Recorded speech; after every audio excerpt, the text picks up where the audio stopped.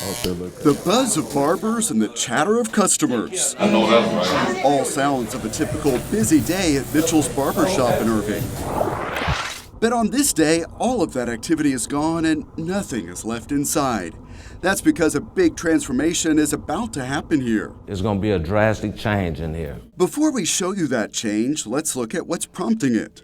Back in 2016, Irving police officer John Plunkett had the idea for Shop Talk, a program to work with barbershop owners to help police build positive relationships with the African American community. Mitchell was the first shop that we had in the Shop Talk program back in 2016. We approached Mitchell and asked him, what do you think about doing a program? From day one, he was all in. The black culture, everything starts at the barbershop. And we need more hands-on relationships with the cops.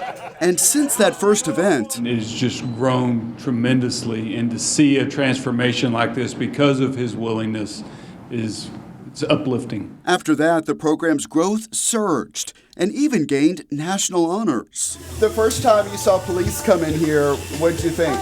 Who getting arrested and what happened? Now, more than 20 Irving barbershops are participating.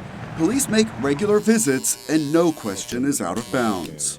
Why is it like this? Why does it seem like we are kind of targeted sometimes? Did you ever imagine that so many barbershops would be so receptive to police officers? First of all, I never imagined we had that many barbershops in Irving. You want to feel safe, they want to feel safe. It speaks to the need from the community standpoint, the need to connect with the police department. So this is growing even within the city of Irving. It's bringing the community together. Let's have a real conversation about what we're doing as the Irving Police Department. As the program grew in Irving to include meetings and more, the nonprofit One CommunityUSA joined the effort and is working to spread Shop Talk to other cities. What we're trying to do, again, is change the dialogue on the street, and this is a great way to do it. Ms. Brinker and One Community said, hey, look, let's do something for this here shop. The nonprofit is supporting Mitchell's Barbershop with a grant.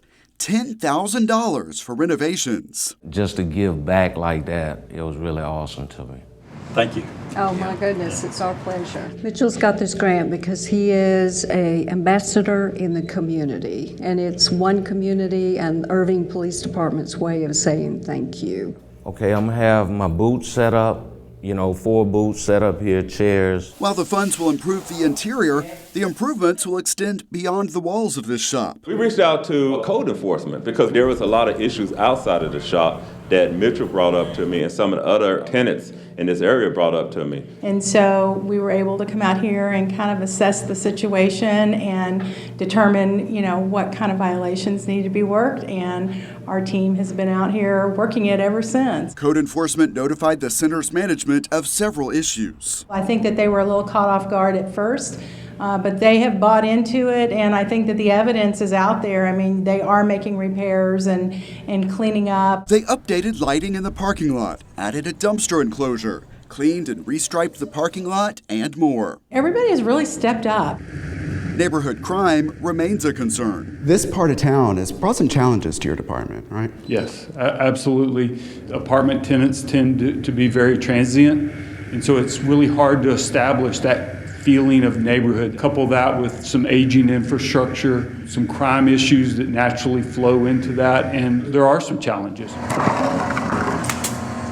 What started as a project inside the 4 walls of Mitchell's Barbershop is also geared at improving the entire neighborhood by creating some momentum for change. Enthusiasm breeds more enthusiasm, and when you see people caring about their property and taking pride in the neighborhood, it is contagious. As a mother and grandmother, I would hope to make safer communities for our children, to make it a pleasant environment for our children to feel safe, and for moms to take their kids for haircuts, for them to feel safe in a pleasant and beautiful environment. Help from local businesses made the $10,000 grant go even further. Mitchell got a new sign. Man, I love it. And then inside, the first renovations in the shop's 31-year history are complete, to the surprise of some customers. A lot of them come in, they open the door, they close it. Say, this is the wrong shop.